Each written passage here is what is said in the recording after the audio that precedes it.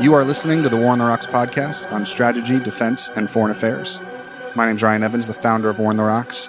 It's been a while since I've sat down personally with my friend Mike Coffin, but here we are. We're at a friend's back porch on a slightly sweltering Sunday afternoon in our nation's capital. Mike, thanks for joining me again.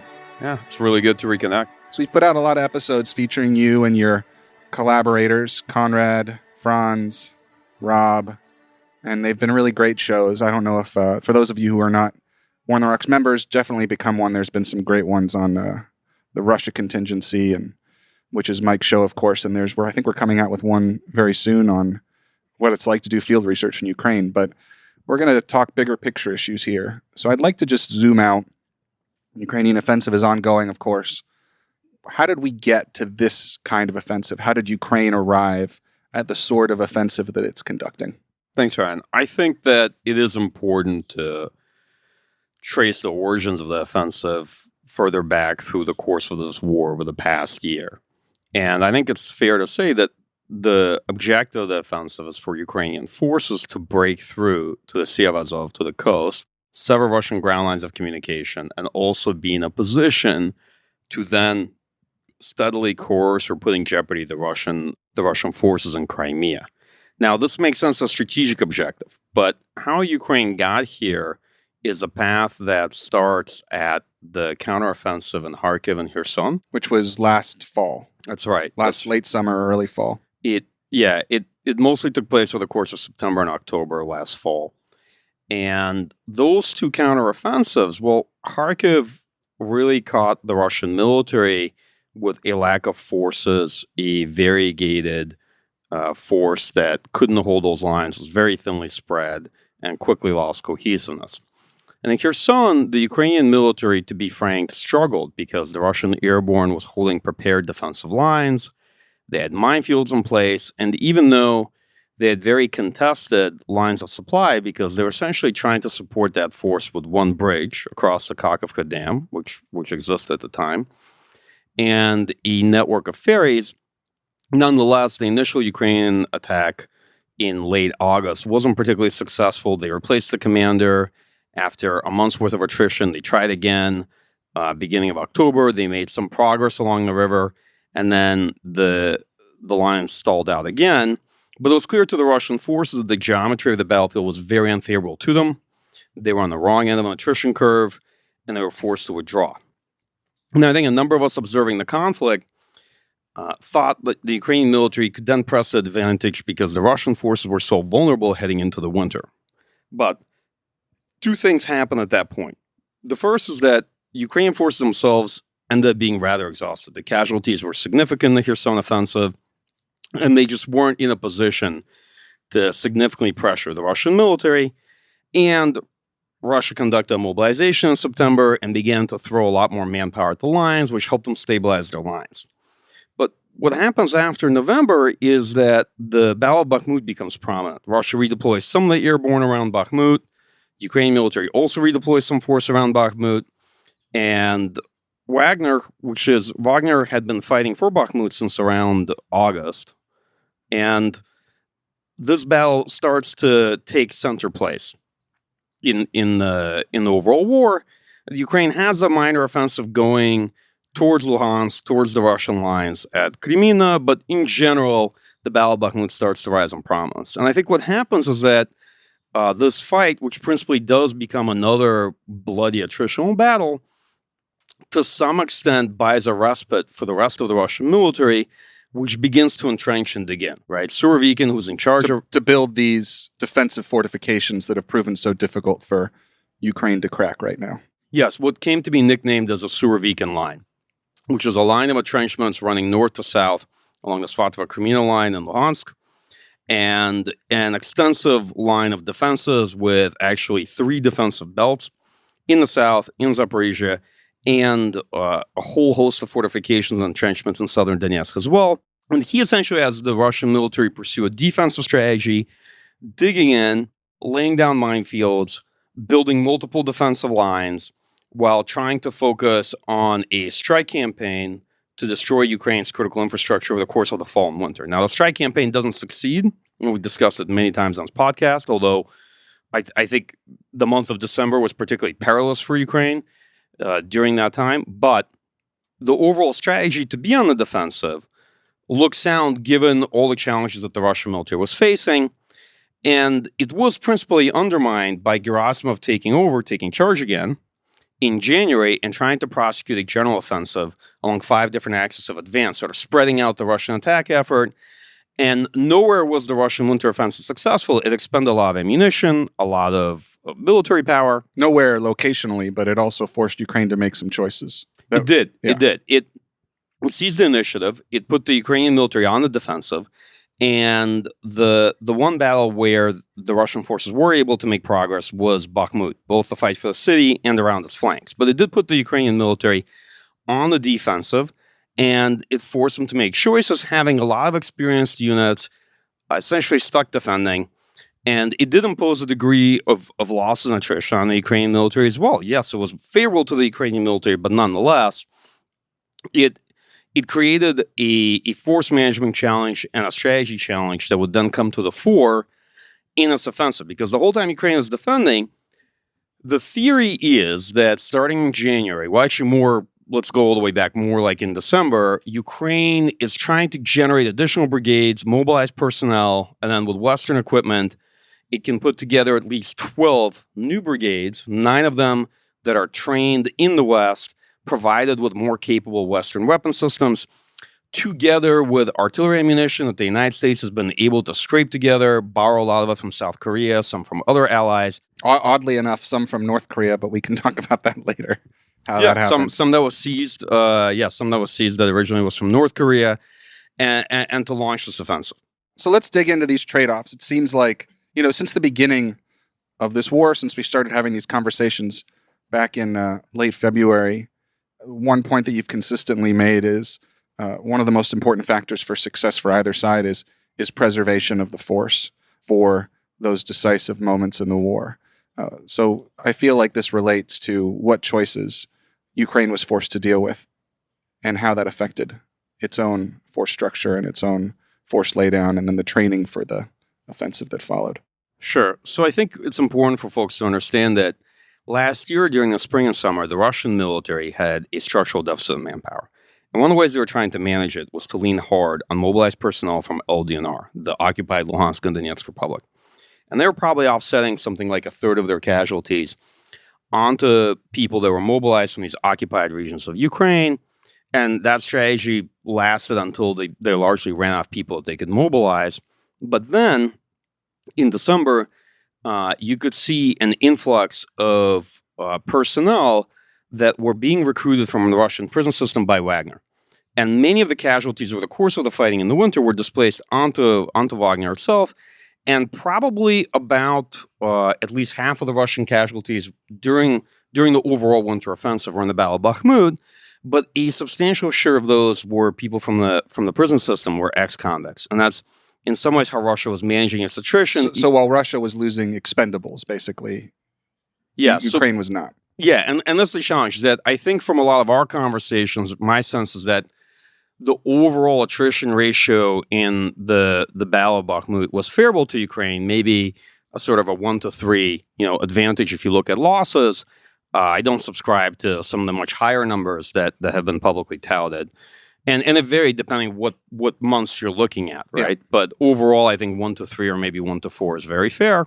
The problem was that Ukraine was still trading experienced soldiers in veteran brigades, primarily for, or in many cases for, fairly inexperienced Russian troops, with the exception of the airborne units that were supporting the Russian effort, and many of those who were from the prison system. And the decision to defend Bakhmut, which I think the general impression people got from my views, from views of other folks like Rob Lee, is that after January, we began to see it as an error. I mean, I think our views weren't nearly that hard, but generally we're seeing that as an unfavorable battle. And there's a reason for that. Yeah, and a lot of people really hit you guys pretty hard for taking this view, which was, sometimes being a unrepentant optimist is actually bad for military analysis. But you were pretty early on in saying this is no longer a force exchange ratio that's favorable to Ukraine, and maybe defending Bakhmut isn't actually all that wise. Drawing the line here isn't all that wise.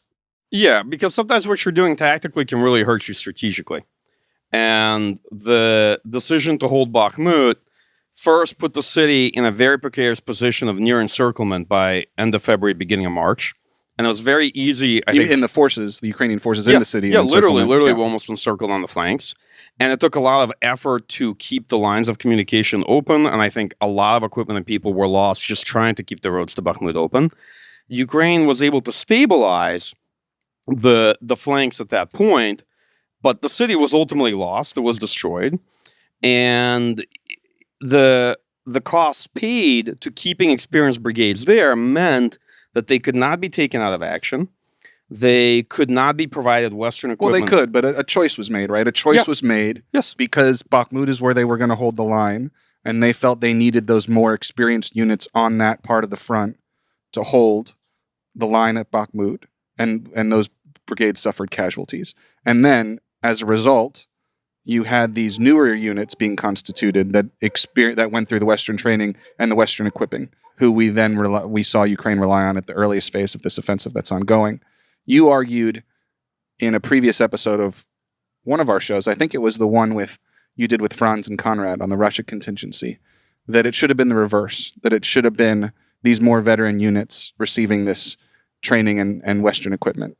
Is that a fair characterization of your views? Absolutely. And it's not just our views. It's something that we heard from across the board from different units and people we interacted with in Ukraine.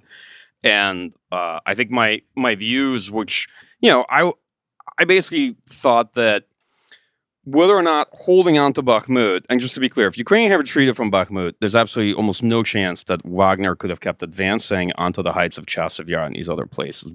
These units... So this argument that you hear, well, if they didn't defend at Bakhmut, they would have had to defend somewhere else. You don't quite buy that because you don't see Wagner as an offensive force. Well, more importantly, the geography around Bakhmut was incredibly unfavorable to defend there. That's why the Russian military is having such a hard time. I think it's clear to anybody that is watching this war, right, that's following it, that all the Russian problems there began the day they seized Bakhmut, right? It's very obvious because it is a very difficult place to defend, and the whole art of strategy is about making choices and not defending everything everywhere, right? As Frederick the Great said, he who defends everything defends nothing. If you choose to defend everywhere at the same time and commit all your forces to everything, you may win a lot of tactical successes here and there, but strategically it can be insolvent over time. And what happened at Bakhmut is that while Wagner was being attrition fighting for Bakhmut, the Russian military was resting and entrenching across the south even further, and there was no relationship between those forces. Wagner was never used for defense in this war. It was never used to hold the line anywhere else. It wasn't going to be used in the south. Correct. And you had a lot of the regular Russian military set up a doctrinal defense at the level of the combined arms army across the south, and the longer the battle for Bakhmut went on, the more the Russian military had time to dig in, and the more Ukrainian experienced units would be committed to that fight in unfavorable terrain, and then they could not be used for the offensive in the south, which meant that you were left with a somewhat risky strategy because the theory of success was that a grouping of brigades could be trained within a few months with Western equipment, that they could become cohesive units, that you could get freshly mobilized personnel, a lot of them with no prior military service, pull officers together from different units that don't have enough training or experience, haven't trained enough to develop cohesiveness as a unit, and then send this untested force into a very well-prepared defense. It would be their first operation fighting together. They've not previously been deployed in that area, so they don't actually know the terrain. And fighting on the offensive is much more complicated and harder than fighting on the defense. Of course, yeah. The land domain strongly favors the defense. They wouldn't have some of the key enablers and supporting capabilities that typically the West enjoys thanks to the United States. And they wouldn't have air superiority that the West is very used to fighting, again, typically provided by the United States. And so the correlation of forces wouldn't be all that positive. So let me just step back, Mike, because some people might be listening to this and being like, listen, Mike, this is just Monday morning quarterbacking. Now you know, but they had to make hard decisions in the moment, and, the man in the arena, yada, yada. What's your response to that? Well, these choices were set in terms of planning going back to December, and the Battle of Bakhmut was a battle that it was the longest running battle in the war. So it's not like these choices were made in the moment, and the vision behind putting together a Western package and a surge effort for these brigades began to really take shape in January for an offensive that was principally it was started technically mid-May, but was launched in earnest in early June. So it's not like these decisions were made on the fly. There was a clear theory of success behind them. Strategies do have to take on risk. And you're right, there's to some extent, the degree of Monday morning quarterbacking. But it's also unfair to say, well, you've made the argument that sticking around and fighting for Bakhmut could be detrimental to Ukraine's offensive effort. Which you have been arguing for since many earlier months this year, yeah. And then that argument increasingly looks to be correct because not only does the Russian military have time to dig in, but Ukraine is forced to prosecute the offensive with much more what's left of their experienced force, because across the board, the units that they've put into the assault that were more experienced or had operated in that area before were much more successful than the newer brigades, and we discussed why on previous podcasts. But on top of that, the Ukrainian approach involved three different axes of advance, right? A main effort at Orikhiv pushing south towards Melitopol, an axis at Velika Novosilka pushing down towards kind of Berdyansk, which I think was meant to strain the Russian military and to fix their reserves, and an offensive around Bakhmut, which is where they're having the most success, but this was meant to be primarily a fixing action, right? Meaning this offensive does not really have a strategic objective. Yeah, the future of the war does not hinge on who controls Bakhmut. Yeah, nobody has ever argued that whoever controls Bakhmut, that's where the matter will get settled. And so Ukraine's most experienced units and the ones that are a cohesive fighting force are arrayed around Bakhmut. And they're actually trying to get a breakthrough down towards the south, as you made. Yeah, but the other thing worth noting is that beyond the Russian lines at Bakhmut, the flanks that they're struggling to hold, further east, there is an entrenched belt of defenses, too, that the Russians can fall back upon. But the reason I'm bringing this up is that you still see that the Battle of Bakhmut has forced an inherent spreading of the Ukrainian effort. It's created a path dependency. Most certainly. And here's an important point I want to make. Bakhmut is politically symbolic, right? And as I often say, wars are a contest of wills, so things that are politically symbolic are significant, right? Military strategy does link operations to political objectives, so you can't just, I think, discard You can't that. just be a robot strategist. Yeah. Right. And that part makes sense to me. But some of the criticism I had seen was essentially saying, well, you don't appreciate the context. The Ukrainian military and the general staff really sees has the whole context. And the two counterpoints I would make is, first, what makes anyone assume that some of the core decisions being made are driven by military strategy born of the general staff versus political leadership and are not the result of inherent civ-mil friction that you get in any military endeavor, right? And the second is, I would not presume that the Ukrainian military at senior level see the situation any differently. Yeah, I think there's this tendency, especially on Twitter or X now, which I hate saying, that when people are defending the strategy, they're actually defending the thoughts of the general staff or the high command when that might not necessarily be the case. I think a lot of times people are just defending whatever's happening and may not have a full appreciation of what the plan or strategy was. And they also assume that folks are engaged in this debate or in this conversation, like myself and others who travel, do field research in Ukraine, will support the Ukrainian military, for whatever reason, don't know what it is and haven't had the opportunity to have these exchanges or appreciate it, and that our arguments are just fundamentally uninformed, that there's some completely different perspective that exists in Ukrainian senior military echelons. How much of the plan for the offensive do you think was generated? I mean, there's been a lot of reporting about how involved European command was or was not in planning this, and there's just not a lot publicly available on this, so it might be unfair to ask you to speculate, but how much of this is strategy as a creature born of American thinking versus Ukrainian thinking versus both? And to sharpen it a little bit, you've made the point that on our show and on the Russia contingency as well, that we need to start supporting Ukraine in the manner that it knows how to fight, not in the manner that we would fight it or we wish they knew how to fight, which is a lesson you think we would have learned right now after a generation of in Afghanistan failing at that, but that's another issue. So anyway, long question, lots of thoughts. Respond. All right, I'll start at the back end of that question. Yes, I very much believe that trying to convert the Ukrainian military to fight the way we might within the span of 3 months is not only a risky proposition, but not one that wasn't likely to be fruitful for a couple of reasons. First, doctrinally, we don't fight this way without the enablers, without the logistical support, without air superiority. Yeah, and without having established air superiority, which, by the way, is not something that the West does. It's something that principally you see the U.S. military do, the Israeli military do, but it's not necessarily something that any Western country can do. That the broader West can do on its own. Yeah, right. On top of that, I do think that part of the challenge has been the Ukrainian approach, the way they fight as a force structure, this is a force that privileges decisive employment of fires to then enable maneuver, right? Maneuver is earned on the battlefield, and the way that force earns maneuver is through extensive attrition. That's a resource-hungry approach. The United States and other countries are not optimized to resource that fight, and I understand that.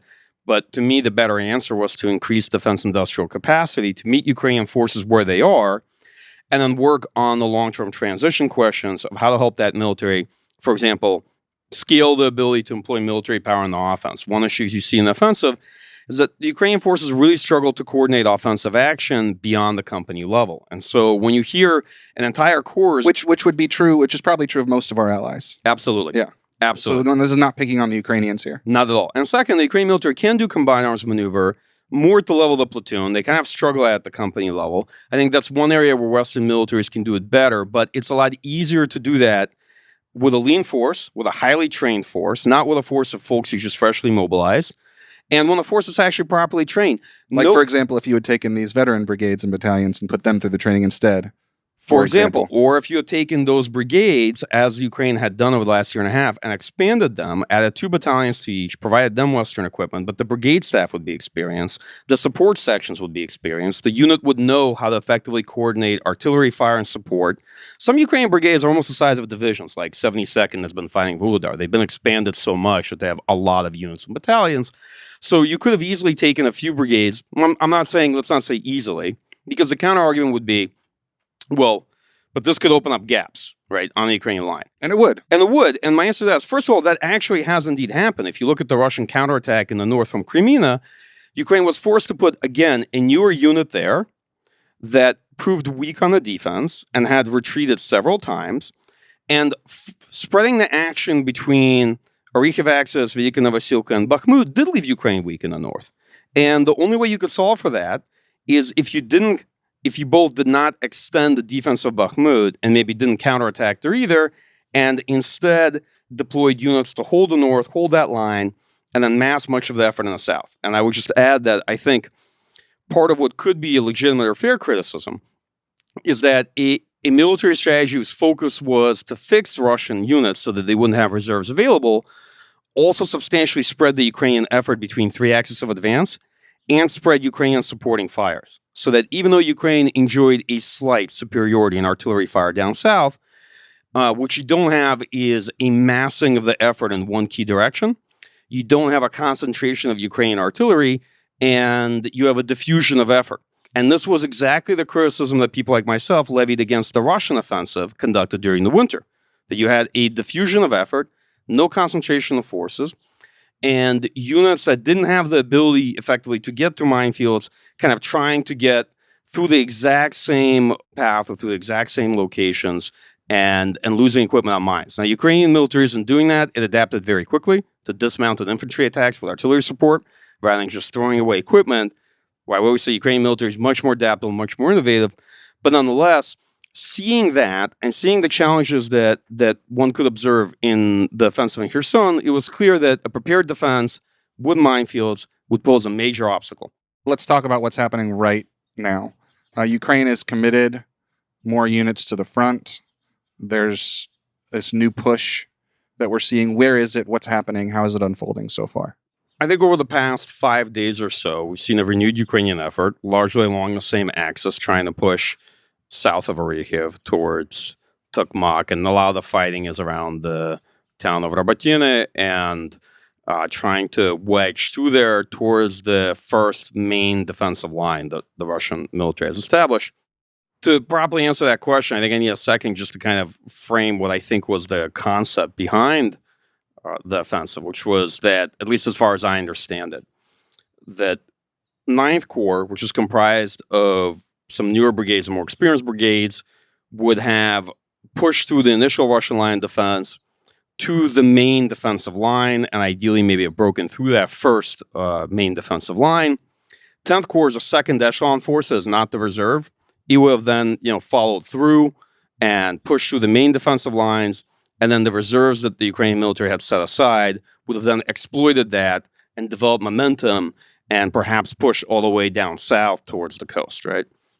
What's happened instead, unfortunately, is that Ninth Corps wasn't that successful in the initial breach and has spent the last roughly 7 weeks or so fighting through the initial Russian lines against a stiff defense, and had pushed through some kilometers, and then I think it had ultimately culminated. 10th Corps had to be sent in to finish the job the 9th Corps was doing, and is now trying to get to the first Russian line of defense and then breach that line in the hope that Russian reserves that are available won't be sufficient to hold it. Although I have now seen the Russian military basically pull from its reserves to plug holes and replace units, the fighting of the last 4 or 5 days does not look fundamentally very different from the last 7 weeks. So Ukrainian forces have been able to seize the areas and towns that they've principally been fighting for over the past 2 months. Along the Velika-Novosilka axis, they've managed to move one town south of Makarovka that had been sort of the place of fighting for quite some time now. But along the Orikhiv axis, what you see is that they've pushed a little bit around Rabotine, but not substantially, let's say, have not broken to or through the first Russian line of defense. At least this is as of Sunday when we're recording this discussion.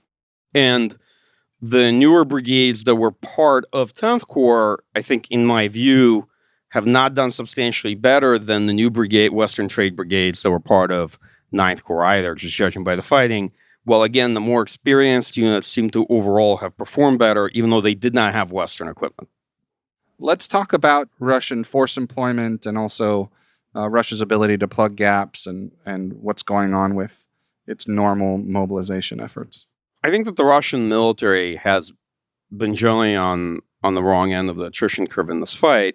The problem is that their task is much easier. It's much easier to defend, especially against a very well prepared, behind a very well prepared set of defenses, than it is to attack. I think Ukraine's been winning the artillery fight and the counter battery battle. I think that by spreading HIMARS launchers to units at the tactical level, instead of using HIMARS primarily for deep strike, they've used it for support of combat operations.